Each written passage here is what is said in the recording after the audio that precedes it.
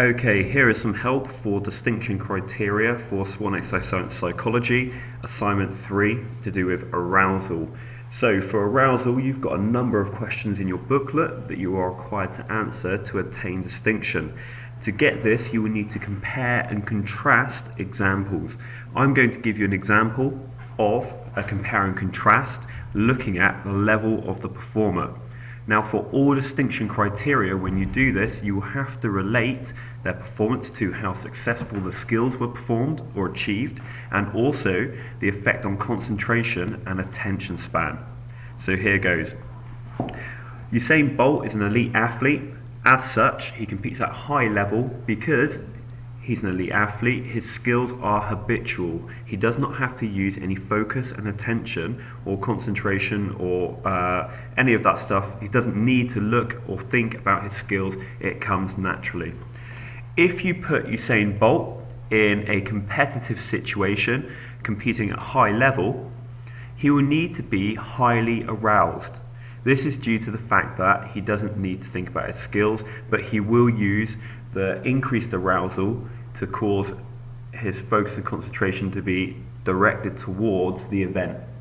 It will also help him to become physiologically aroused.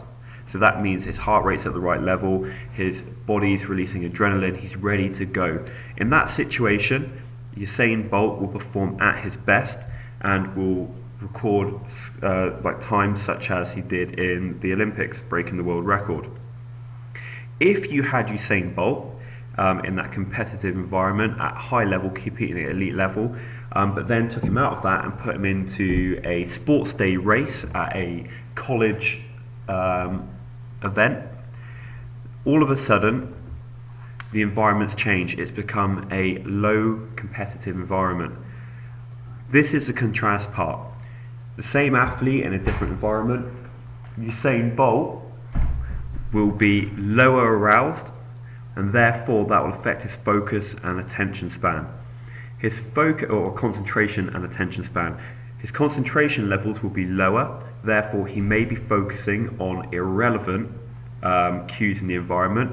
Also, his attention span will become broader. So in one environment where it's competitive, Usain Bolt's concentration and attention is optimal, so he's focusing on all the right things, his attention is directed in the right areas, he's focusing on the right relevant cues. In a novice environment, because he's not so aroused, it's low competition, it becomes something where he's able to focus on everything, but he will still put in a good performance, but nowhere near his maximal potential. Okay, this is the compare and contrast element. If we took, two skills, if we take a sport such as basketball, a compare and contrast for skills could be looking at two types of skills within one game.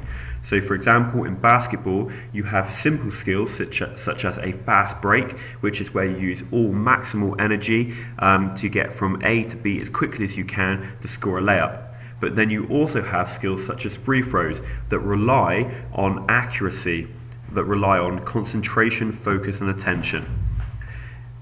In a sport such as basketball, you can compare and contrast types of skills and the level of arousal needed for those skills to be successful. Okay, this will apply for all questions asked in your booklet.